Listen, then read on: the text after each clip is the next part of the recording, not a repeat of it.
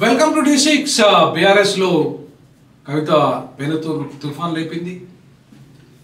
సొంత కూతురికే దిక్కులేని పరిస్థితి బీఆర్ఎస్ లో. మిగతా మహిళల పరిస్థితి ఏంది? మహిళలారా మీరు 50% ఉన్నారు తెలంగాణ సమాజంలో. అసలు తెలంగాణ మొదటి 5 ఏళ్ళు అయితే మహిళల అసలు అవకాశమే లేదు. 2వ సంవత్సరంలో 2 మాత్రమే మహిళలు మంత్రులయ్యారు. అది కూడా పోరాటాల ఫలితంగా. కవిత అప్పుడప్పుడు మాట్లాడుతూ తిరుగుబాటు చేస్తూ ఉన్న ఫలితం ఒకటి, మహిళల గురించి అప్పుడప్పుడు ప్రశ్నిస్తున్న క్రమం ఒకటి ఇలా కవిత రూపంలో బయటకు వచ్చింది. ఇప్పుడు కవిత మరీ రెబల్గా తయారైంది. ఇవాళ కవిత రెబల్ ఎందుకు అయిందంటే, కవిత రెబల్గా ఎందుకు తయారైంది? ఇవాళ మగవాళ్ళకి అవకాశమా? అందులో వారసత్వ రాజకీయాల్లో మహిళలు పనికిరారా? వారసత్వ రాజకీయాలకు మహిళలు పనికిరారా? వారసత్వంలో పురుషుని తర్వాత పురుషుడు మాత్రమే ఉండాలా? చంద్రబాబు తర్వాత ఇవాళ ఎవరు ఉండాలి అంటే లోకేష్ ఉండాలి. అలాగే కేసీఆర్ తర్వాత ఎవరు ఉండాలి అంటే కేటీఆర్ ఉండాలి. ఆయన కొడుకును ఉంచాలి, ఈయన కొడుకును ఉంచాలి.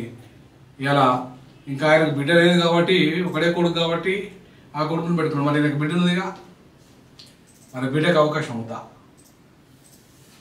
మరి కొడుకులు మాత్రమే ఎందుకు చేయాలి? బిడ్డలు చేయొద్దా? బిడ్డలకు అర్హత లేవా?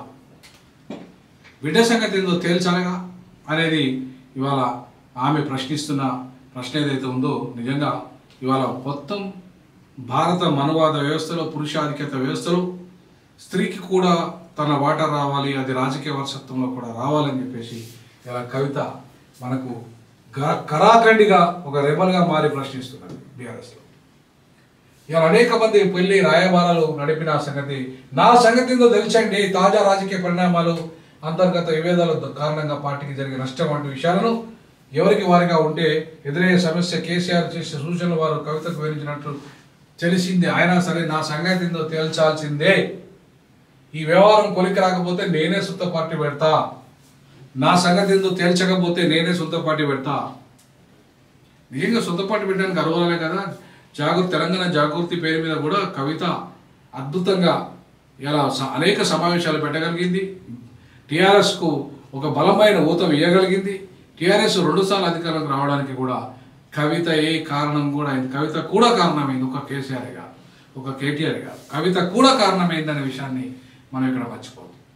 ఇవాళ బీఆర్ఎస్ లిక్కర్ స్కామ్లో పాపం కవిత ఒక్కతే బలైపోయింది.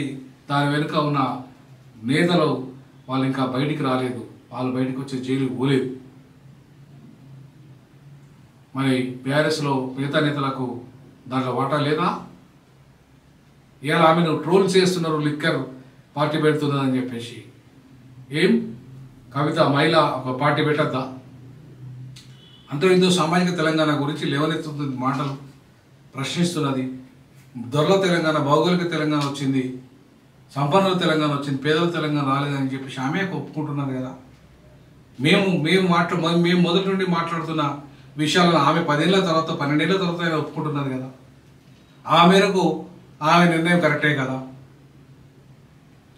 మరి అట్లాంటి పరిస్థితులలో ఇవాళ తిరుగుబాటు కవిత నుండి మొదలు కావాల్సిన అవసరం ఉంది. కవిత నీకు అవకాశం ఇస్తే సపరేట్గా సైలెంట్గా ఊకోకమ్మా. నువ్వు రా సామాజిక తెలంగాణ బాటలో. ముఖ్యంగా ఇవాళ రాజకీయ బానిసత్వంలో మునిగిపోయిన కుటుంబ రాజకీయాలు, అవినీతి రాజకీయాలు, నువ్వు ఇప్పటికే నీకు చెడ్డ పేరు వచ్చింది. ఇప్పటికైనా నువ్వు పదవి కోసం కాకుండా ప్రజల కోసం పనిచేయి, సామాజిక న్యాయం కోసం పనిచేయి. బడుగు బలహీన వర్గాలకు రాజకీయ అధికారం దక్కడానికి ప్రయత్నించే చరిత్రలో నువ్వు మిగిలిపోతావు. మీ డాడీ కంటే మీ అన్న కంటే చరిత్రలో మిగిలిపోతావు. నువ్వు ఇప్పటికైనా లిక్కర్ స్కాము ఆ బదనాం నుండి బయటపడే అవకాశం ఉంటుంది నీకు. ప్రజల కోసం పనిచేయి, ప్రజల కోసం ఉద్యమం చేయి. పదవుల కోసం కాదు కవితమ్మ. పదవులు వస్తాయి పోతాయి, ఏముంటుంది పదవులు. చరిత్రలో మిగిలేవాడు ప్రజల కోసం పనిచేసిన వాడే మిగులుతాడు. నీ దగ్గర ఎన్ని లక్షల కోట్లు ఉన్నాయి, వేల కోట్లు ఉన్నాయి, వందల కోట్లు ఉన్నాయి, అవి నీ వెనుక రావు. నీ వెనుక ప్రజల యొక్క ప్రేమ, ప్రజలకు చేసిన సేవ, ప్రజల కోసం చేసిన త్యాగం మాత్రమే వస్తుంది కవితమ్మ. అది గుర్తుపెట్టుకో. దాన్ని ఇవాళ అందించడానికి ఒక మంచి అవకాశం వచ్చింది నీకు. ఇవాళ రాజకీయ వారసత్వం మగవాళ్ళకైనా ఆడవాళ్ళకు లేదా? కుటుంబ రాజకీయాల్లో కనీసం మగవాళ్ళే ఉంటారా, ఆడవాళ్ళకు అరువులు కాదా అనే అంశాన్ని ఇలా నీ ద్వారా ప్రశ్న. నా సంగతి ఏదో తేల్చండి, లేదంటే నేను కొత్త పార్టీ పెడతా నేను అని చెప్పేసి నువ్వు అంటున్నవే. నీ సంగతి తేల్చని వాళ్ళు ముఖ్యమంత్రి పదవి ఆయనకే ఉంటుంది. అవసరం అనుకుంటే నీది బీజేపీతో కేంద్ర మంత్రి పదవి పొత్తు వస్తే, బీజేపీతో పొత్తు వస్తే కేంద్ర మంత్రిగా నువ్వు వెళ్ళిపోతావు.